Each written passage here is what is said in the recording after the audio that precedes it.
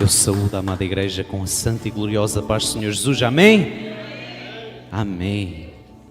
Quem está feliz por estar na casa do Pai? Glória a Deus, louvado seja o nosso Pai. Meu amado, minha amada irmã, estamos aqui na casa do Pai mais uma vez para receber a palavra do Senhor, para ouvir a palavra de Deus, para falar com Deus, para ouvir o nosso Deus. Portanto, vamos fazer a obra do Senhor, meus amados, vamos receber a palavra de Deus. Mateus 5, versículos 13 a 16.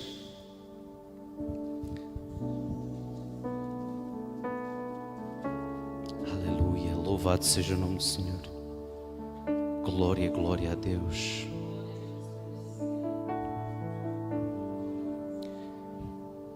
Amém? Diz assim a palavra do Senhor: vós sois o sal da terra, e se o sal for insípido, com que se há de salgar? Para nada mais presta, senão para se lançar fora e ser pisado pelos homens. Vós sois a luz do mundo. Não se pode esconder uma cidade edificada sobre um monte, nem se acende a candeia e se coloca debaixo do alqueire, mas no velador, e dá luz a todos os que estão na casa. Assim resplandeça a vossa luz diante dos homens, para que vejam as vossas boas obras e glorifiquem o vosso Pai que estás no céu. Amém? Os irmãos podem tomar os vossos assentos, mas eu gostava de fazer uma pequena oração. Senhor, meu Pai Altíssimo Deus, nesta noite toma em tuas mãos a minha boca, Pai. Venha usar-me com aquilo que tu queres falar ao teu povo, venha usar-me com aquilo que tu queres dizer aos teus filhos, não com aquilo que eu quero dizer, não aquilo que está em meu coração, em minha mente. E prepara, Senhor, ó Deus, os nossos corações para receber a tua palavra, Senhor, ó Deus, nesta noite, para recebermos a parte que nos compete a nós, Senhor, ó Deus, e virmos, Senhor, ó Deus, a fazê-la agir em nossas vidas, que não seja só mais uma pregação nas nossas vidas, Pai, mas que seja a tua palavra viva e seja gravada em nossas vidas, Pai, e que tenha, Senhor, ó Deus, um efeito útil no nosso comportamento e no nosso dia a dia, Senhor. Muda, ó Pai, as nossas vidas hoje, em nome de Jesus. Os irmãos podem tomar os vossos assentos, podei-vos assentar. Amados irmãos, amadas irmãs,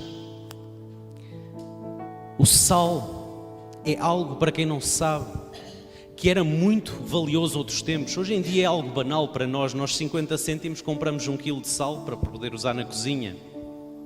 Mas no tempo de Israel, no tempo de Jesus, aquilo que acontecia é que o sal era muito valioso, era uma comodidade bastante cara e era usado para oferendas a deuses, portanto era considerado até sagrado em algumas culturas e era uma forma de mostrar que se tinha dinheiro. Porquê? A palavra salário hoje, ela provém do latim salarium, que era o pagamento dado aos soldados romanos para compra de sal. E este sal tinha um valor muito elevado porque era a única forma conhecida de conservar determinados alimentos, nomeadamente a carne. Depois do animal morto, era a única forma que eles tinham de conservar a carne. O sal também obteve outro lado interessante, em que no latim salata, que para nós é salada, era nada mais, nada menos do que legumes salgados para serem conservados. Então nós vemos que o sal tinha uma utilização muito importante, porque naquela altura a alimentação era considerada muito importante, e se não houvesse alimentação, perdia-se guerras, perdia-se povo, perdia-se tudo. O uso do sal podia ser usado como herbicida para matar ervas, ainda hoje pode ser usado dessa forma. Podia ser usado como esfoliante, ainda hoje pode ser usado dessa forma, nos banhos de sal. As irmãs com certeza conhecerão isso melhor do que eu até. O sal, ele era utilizado também para desinfetar feridas, como já vimos, para conservar comida, como bactericida e como microbicida. O que é isto? Para matar bactérias e micróbios.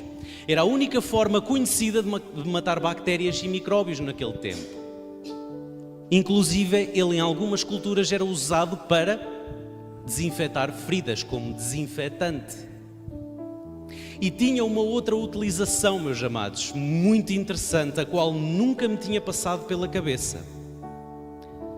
Sabe, muitas das vezes nós, ao pregarmos nesta palavra de Mateus, nós acabamos por não perceber aquilo que Jesus entendeu, aquilo que Jesus pretendeu transmitir ao povo, porque olhamos para este sal com a nossa experiência do nosso dia-a-dia. E nós hoje usamos o sal maioritariamente ao nível alimentar. Mas naquele tempo não era assim. Naquele tempo as coisas eram um bocadinho diferentes. E eu durante muitos anos fui induzido neste erro, nunca tinha pensado no sal da forma como Jesus queria realmente referir-se a ele. Talvez você se pergunte porquê. Os irmãos sabem que o Mar Morto tem uma percentagem de sal elevadíssima.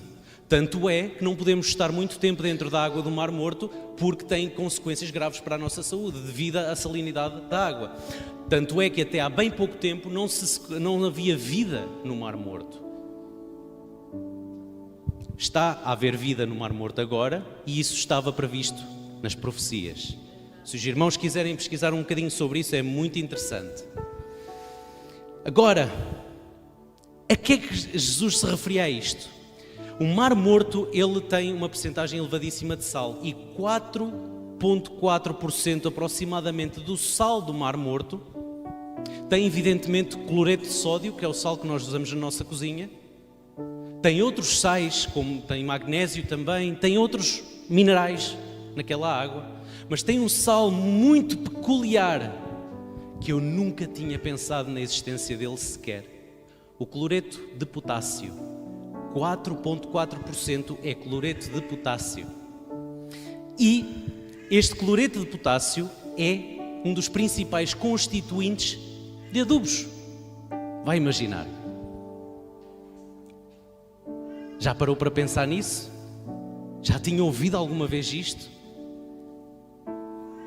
Os adubos hoje em dia têm uma percentagem de potássio.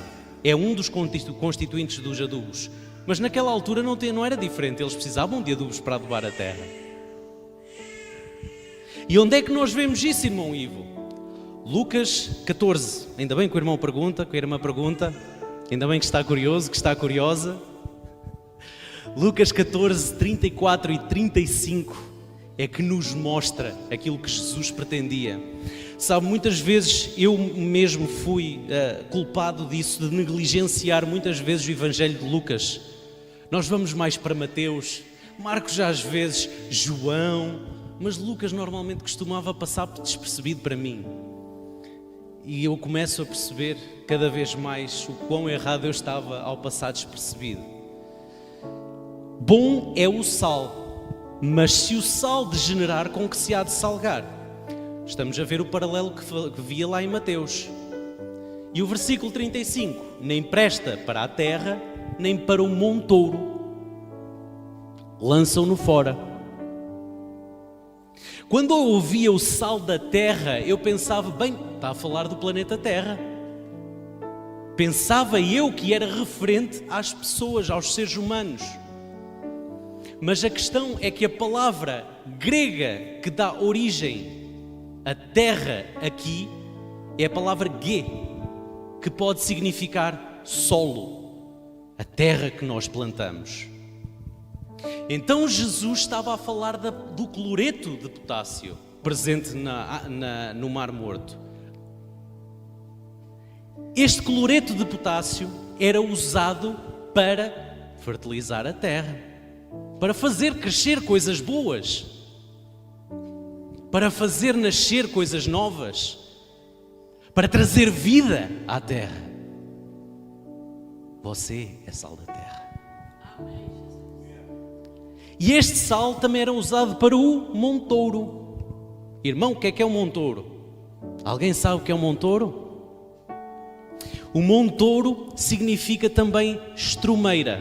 Os irmãos perdoem-me o termo e de estar a falar de algo menos interessante de cima do púlpito, mas era o local onde naquele tempo não havia sanitas, as pessoas iam fazer as suas necessidades. E o sal era então depois despejado por cima do montouro como bactericida e microbicida. Então, o sal que não salga não prestava nem para a terra para adubar, nem para o montouro. Vós sois o sal da terra. Uma função do sal, fazer crescer coisas boas, coisas novas, trazer vida. Outra função do sal, destruir coisas más, fazer desaparecer coisas que vão trazer morte. Nós somos o sal da terra. Mas, se na comida nós basta pulverizar um bocadinho de sal para a comida ficar logo até salgada, se for preciso, para a terra e para o montouro não é assim. Nós precisávamos de mãos cheias. E por isso é que me custava às vezes a entender esta passagem. Porque pensava eu, mas Senhor, se nós formos muito salgados, vamos fazer mal às pessoas. Mas não era esse sal que Jesus estava a falar. Porque o sal da cozinha não era o sal que era usado para adubar a terra. Era o sal de cloreto de potássio. Então o sal fazia bem à terra para adubar e fazer crescer. Mas precisa de quantidades consideráveis. Não pode ser só uma pitadinha de sal. E para matar as bactérias, eu falo por mim, irmãos, quando eu uso lexívia, eu uso lexívia. Eu não ponho só uma tampinha da lexívia, eu uso lexívia. Eu quero matar bactérias. Eu quero matar tudo o que é micróbio. E o sal aqui era da mesma forma para o montouro. Caso os irmãos não saibam, as nossas fezes são extremamente nocivas e perigosas. Acarretam doenças, acarretam problemas de saúde, acarretam micróbios e bactérias que trazem problemas de saúde às nossas vidas. E nesta altura teria que haver uma forma deles se livrarem destas coisas. Não havia os químicos que nós temos hoje. Eles usavam o sal. Para além disso, se você tiver o sal, imagine se você agora a viver em Israel naquele tempo de Jesus, se você tivesse o sal lá na despensa guardadinho, quieto no canto dele, no pote, ele fazia alguma coisa. Servia a algum propósito. Então o sal, ele necessita de estar em contacto direto com aquilo que não presta para destruir e com aquilo que necessita de receber vida para crescer. Aqui fechados, só em ambientes cristãos, nós não somos sal. Nós somos sal lá fora, no nosso trabalho. Eu recordo-me de uma historinha de uma criança que, segundo o que me contaram, seria uma situação que aconteceu mesmo, que chegou para o seu pastor e falou: pastor, nós podemos mudar para a igreja? E o pastor ficou muito admirado com a criança. Glória a Deus, meu filho, Davi falou mesmo, mas porquê que você fala isso? E a criança falou: meu pai aqui é uma bênção, não trata nós mal, não nos bate, trata a minha mãe bem, fala-nos com tanto carinho, trata-nos com tanto carinho. Porque ele só era sal na igreja. O pai desta criança só era sal na igreja. E muitas das vezes o nosso comportamento cristão, nós chegamos ali à porta, tiramos fora como se fosse um casaco e deixamos pendurado. Chegamos lá fora e temos todos os comportamentos que não são.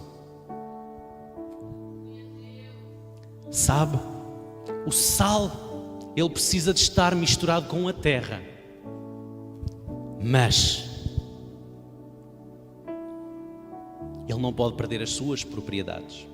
Naquele tempo havia, porque, vamos lá ver, irmãos, Jesus fala: se o sal não salgar, o sal é sal. Se for sal puro, ele vai deixar de ser sal, vai deixar de salgar. Não tem como.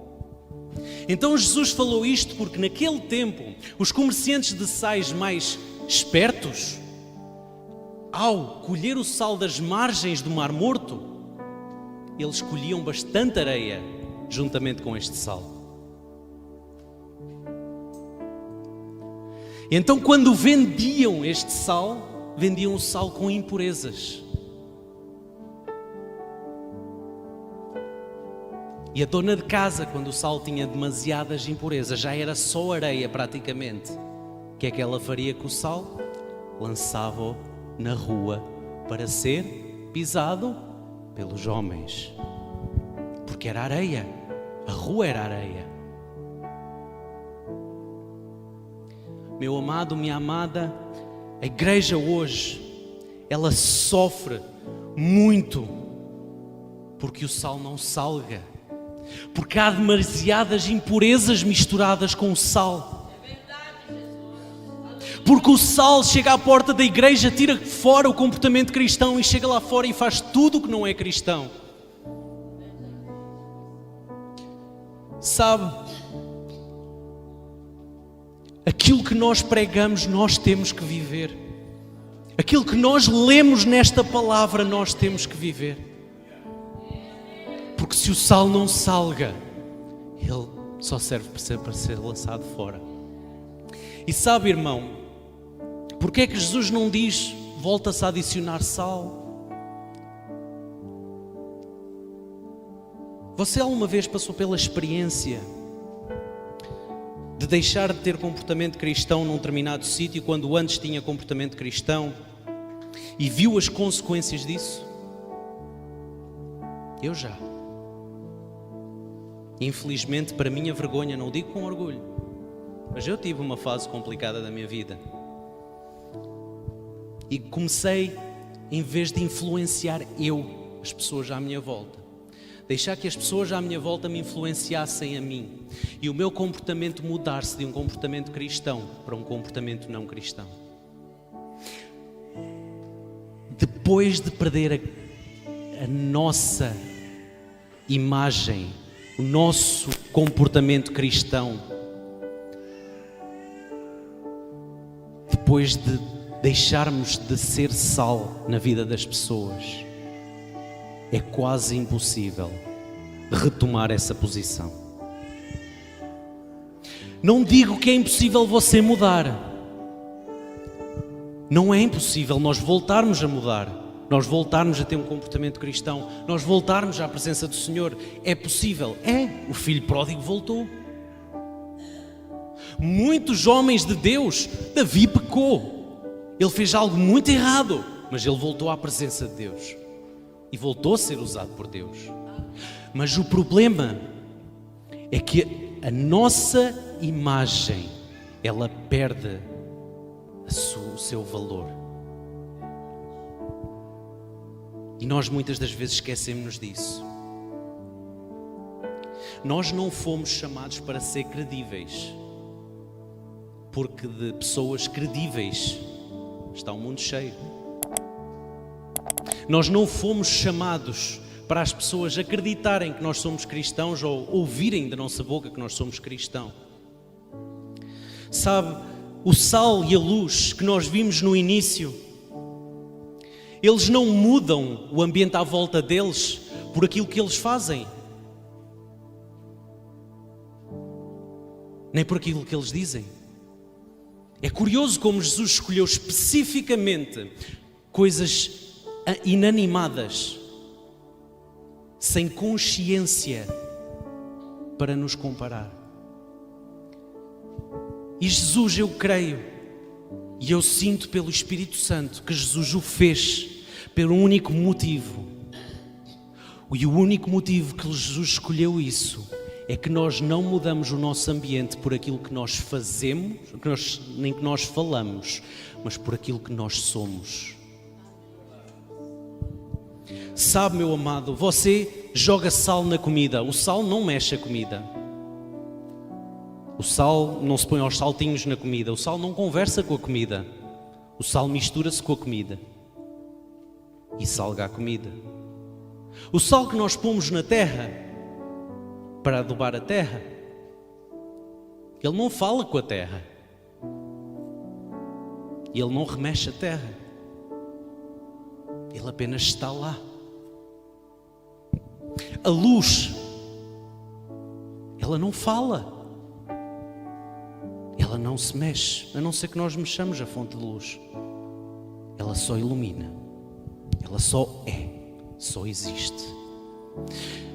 Houve uma pessoa que me falou há pouco tempo de uma situação que não sabia o porquê de ter sido colocada a trabalhar num local porque não conseguia pregar o Evangelho, não conseguia falar do Evangelho, não conseguia fazer nada. Mas essa pessoa, e não sabia então porque é que Deus a tinha colocado lá.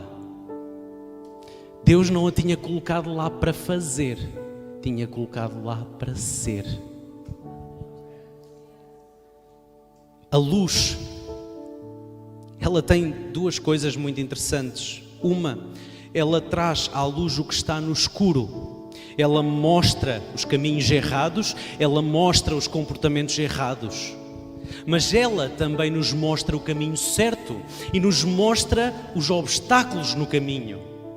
Então a luz tem um efeito que pode, à primeira vista, para quem não quer que se saiba os seus erros, parecer negativo, porque ela mostra os nossos erros.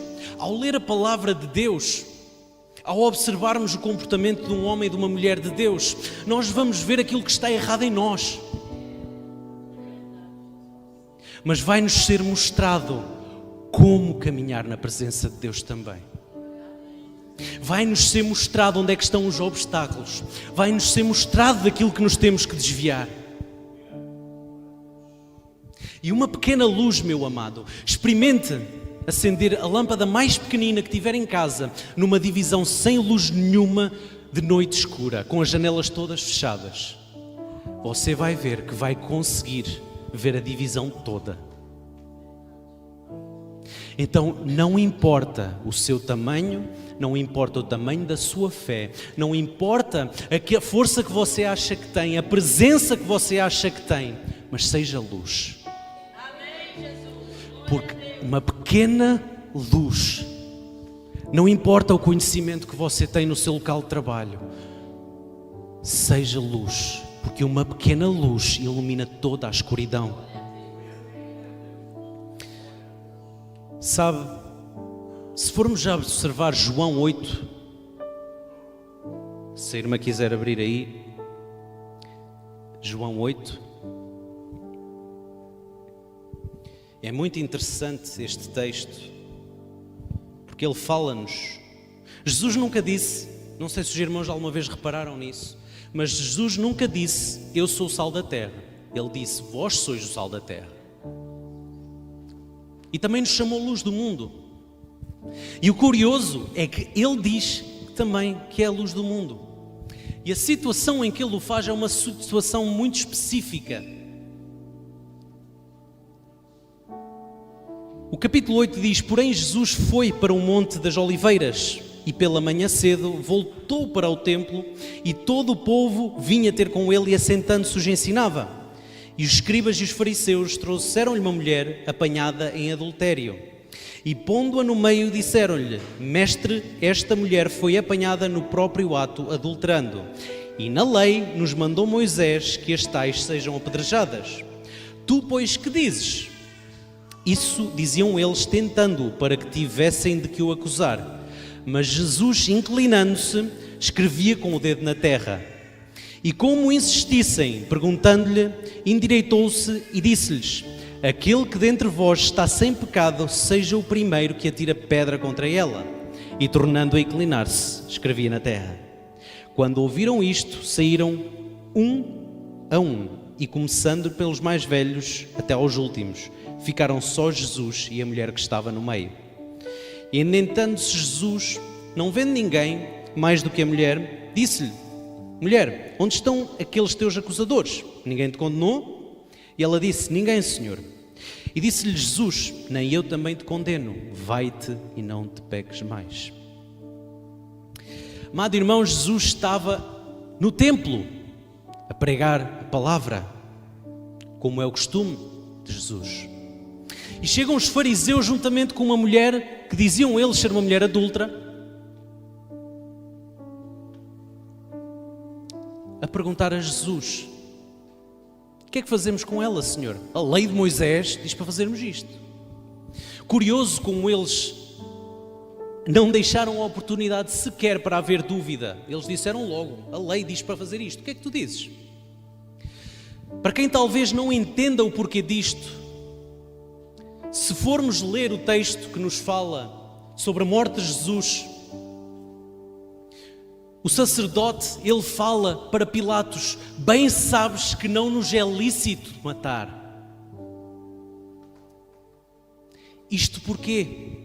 Historicamente, os povos vassalos do Império Romano não tinham, era-lhes ilegal, era-lhes proibido aplicar pena de morte, ainda que isso fosse a sua lei antes de eles serem conquistados pelos romanos. Israel não era exceção. O povo israelita não tinha legitimidade, independentemente da lei deles, para aplicar uma pena de morte, segundo a lei romana. O que é que acontece com isto? Por isso é que a palavra de Deus diz que eles procuravam ocasião contra Jesus nesta situação. Porque eles estavam basicamente a pôr Jesus entre a lei judaica e a lei romana, e a pensar que ele não tinha saída, a pensar que ele ou negava uma e aceitava a outra, ou negava a outra e aceitava a primeira. A pensar que Jesus ia escolher ou apedrejá-la e ser condenado pelo Império Romano, ou deixá-la viver e ser condenado pela lei mosaica. O que é que Jesus faz? Ele começa a escrever no chão. Para nós, muitas das vezes leva esta palavra a pregadores a conjecturar o que é que Jesus estaria a escrever, mas segundo o que eu li, para um judeu nesta altura, quando estavam a falar-lhe da lei, assim que eles começaram a falar da lei mosaica, Jesus com o seu dedo começou a escrever no chão. Para um judeu, segundo o que eu li, isto significava ele auto-intitular-se de Deus. Como assim? Jesus com o dedo a escrever na areia da pedra do chão.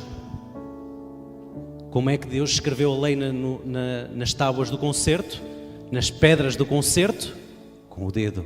Diz a Bíblia que foi o dedo de Deus que escreveu a lei nas pedras do concerto.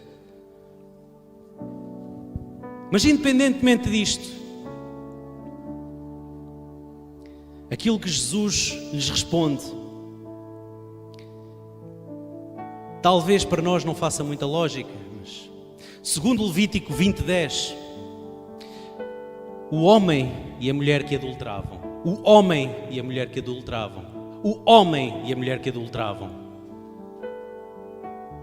não a mulher, o homem e a mulher que adulteravam eram apedrejados.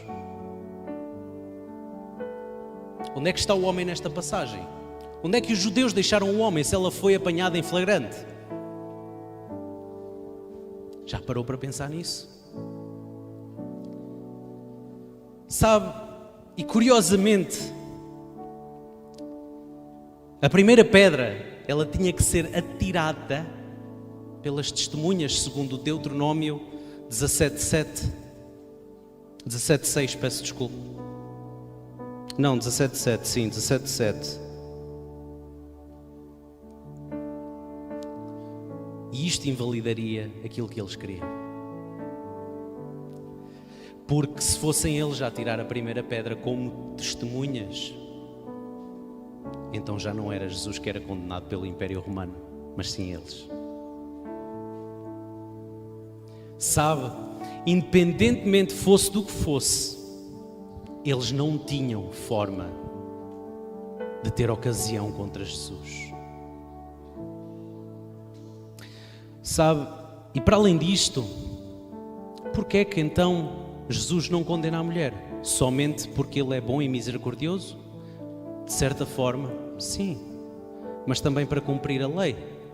Porque a lei dizia, agora sim, em Deuteronômio 17:6, precisava de 2 ou 3 testemunhas para matar a pessoa apedrejada que fosse apanhada em falta.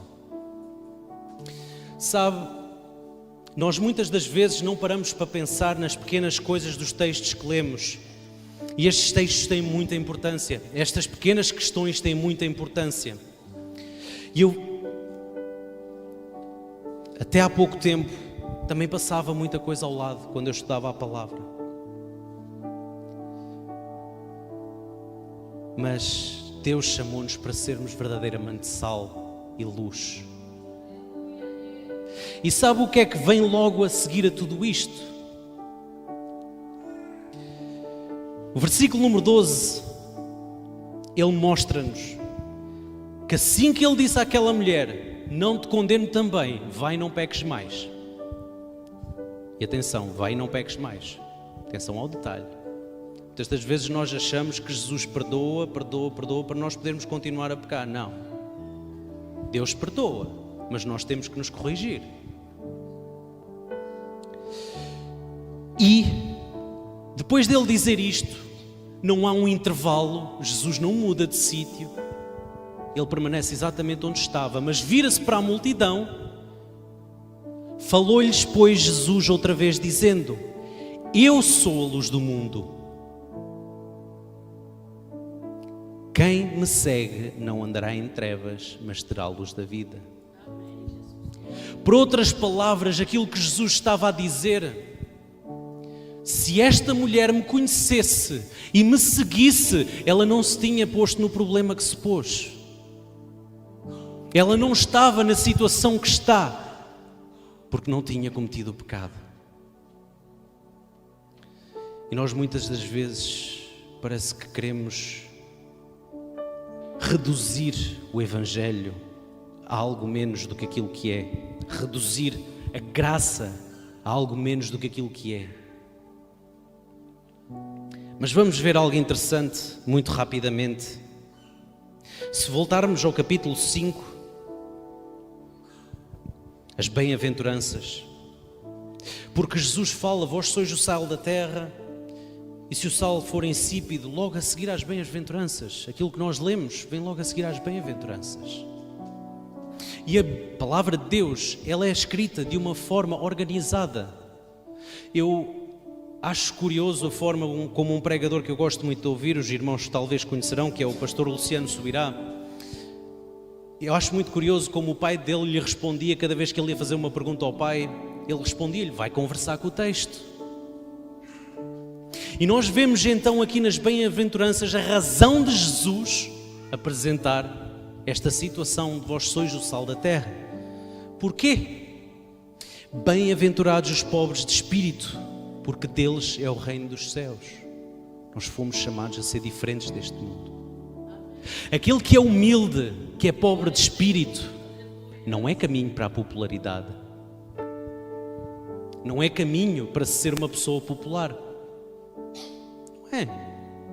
Porque este mundo vive de uma forma em que nós estamos constantemente numa luta. Estamos constantemente buscando ser melhores, buscando alcançar mais, ter mais, mas não naquilo que é certo, que é a presença de Deus, mas ter mais no mundo material. Bem-aventurados os que choram, porque eles são consolados. Neste mundo, meus amados, muita gente fica contente com a tristeza dos outros. Aquele que é cristão, ele fica triste com a tristeza dos outros. Ele fica alegre com a alegria dos outros. Isto para as pessoas do mundo é estranho. Sabe, irmãos, bem-aventurados são os que choram, porque eles serão consolados. Vem o versículo a seguir a dizer: bem-aventurados os mansos, porque eles herdarão a terra. Esta é complicada, muito complicada. Porque esta vai de encontro ao que Jesus falou: quando levar um tapa, dê outra face. Nós somos ensinados neste mundo: se te batem, bate de volta. Se te tratam mal, trata mal de volta, responde, defende-te. É o que nós somos ensinados neste mundo. Mas a palavra de Deus, ela mostra-nos algo bem diferente. E isto é ser sal e é ser luz. Bem-aventurados os que têm fome e sede de justiça. Aqueles que têm fome e sede de dinheiro, eles são colocados num altar no mundo. Aqueles que têm fome e sede de justiça, eles são espezinhados. Sabe porquê? Porque este mundo não folga com a justiça. Este mundo vive na injustiça. Sabe?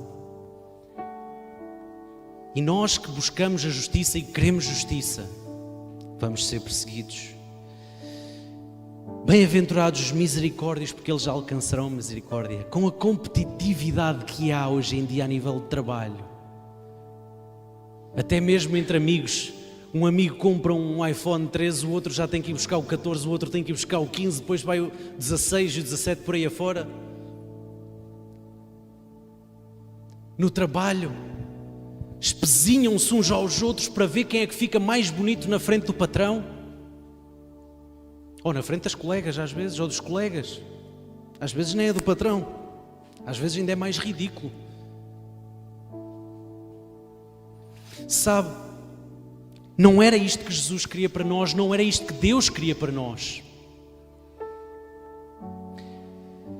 Bem-aventurados os limpos de coração, porque eles verão a Deus. Manter o nosso coração limpo em momentos de aperto. Manter o nosso coração limpo quando temos que manter a mansidão e estamos a ser espezinhados. Manter o nosso coração limpo quando vemos a injustiça.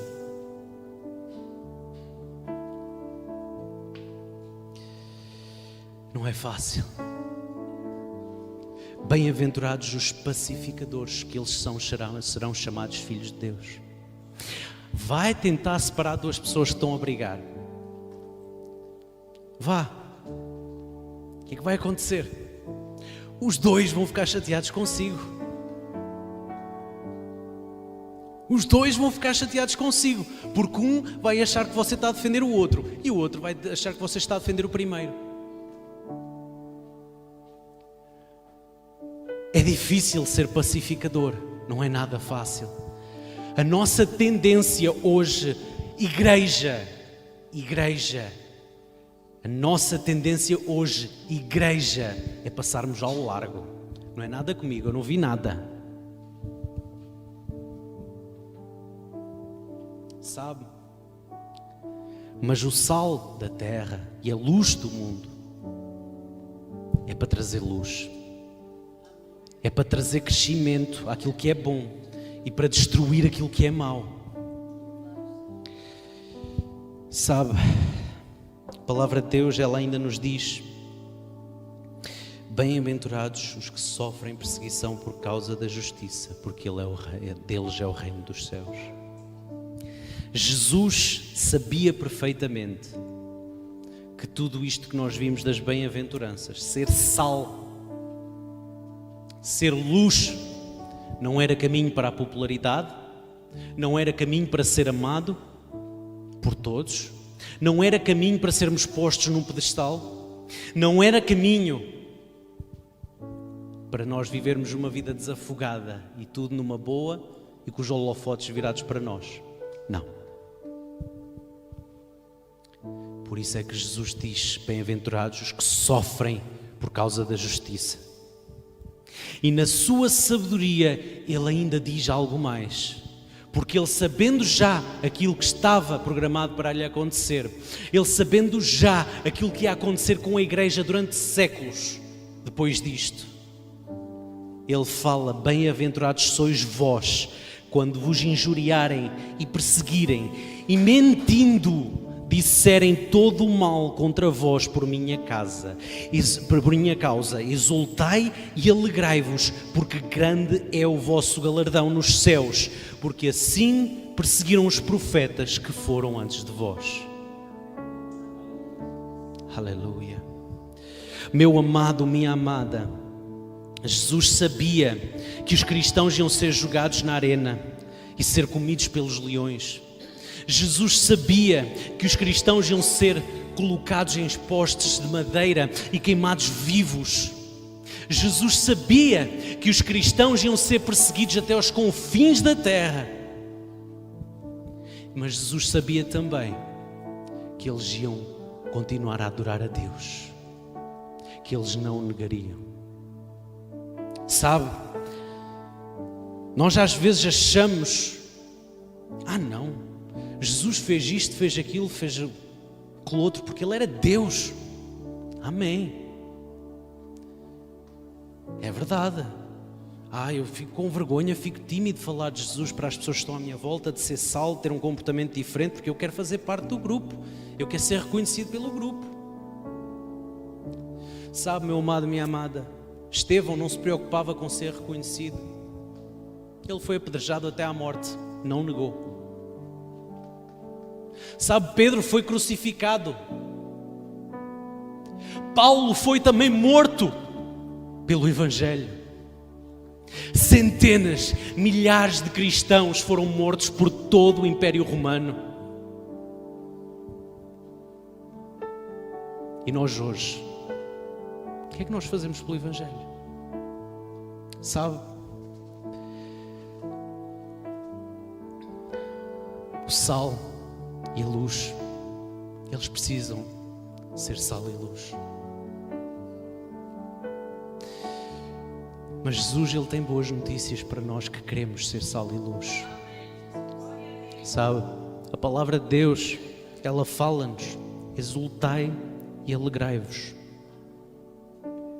Exultai e alegrai-vos. Não porque vamos ter muitas riquezas aqui nesta terra. Pode ser que sim, pode ser que não.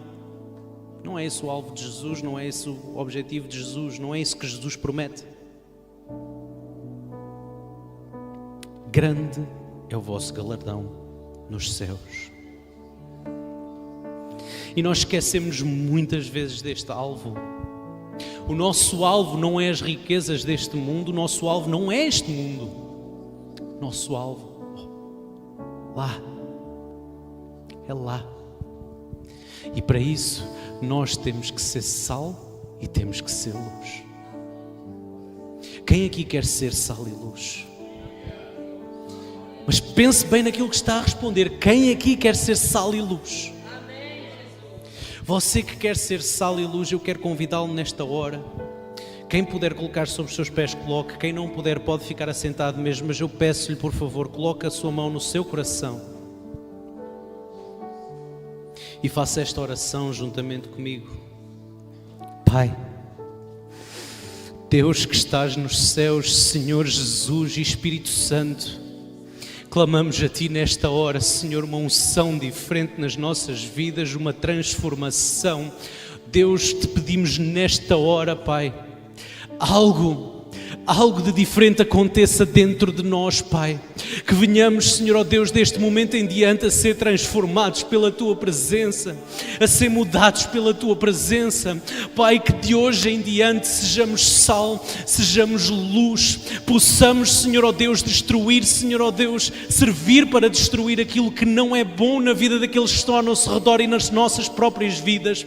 Sirvamos, Senhor, ó Deus, nós também para fazer crescer aquilo que é bom, Pai, para trazer à luz aquilo que está oculto, Pai, e para mostrar o caminho certo, Senhor, ó Deus, para possamos, Senhor, ó Deus, ver os obstáculos, para que possamos, Senhor, ó Deus, passar os obstáculos sem ferimentos, sem mágoas, Senhor. Nós queremos ser luz porque Tu és luz e nós queremos ter parte contigo nos céus, Senhor. Traz a Tua salvação ao Teu povo nesta noite. Traz a Tua salvação às nossas famílias nesta noite. Traz a Tua salvação àqueles que estão ao nosso redor nesta noite, Pai. Usa-nos verdadeiramente, Pai, para trazer o Evangelho, não com a nossa boca, não com as nossas ações, mas com o nosso ser, com a nossa presença, com as nossas atitudes, com o nosso comportamento, Senhor, ó Deus. Que o Teu Evangelho transpire em tudo o que nós fazemos, Pai. Que o Teu Evangelho transpire em cada sítio que nós estamos. Deus, em nome de Jesus, que como, Senhor, ó Deus, a sombra dos apóstolos curava, Pai, que assim seja a nossa vida. Sejamos cura, Pai, na Tua presença para aqueles que estão ao nosso redor. E que o Teu poder, Pai, se manifeste, Pai, e seja derramado por nossas vidas, à vida daqueles que estão ao nosso redor. Porque como Tu falaste àquela mulher samaritana, Senhor, se torna então a Tua água em nós fonte para a vida eterna. Esta é a nossa oração nesta noite, em nome de Jesus. Amém. Eu agradeço a minha oportunidade em nome de Jesus.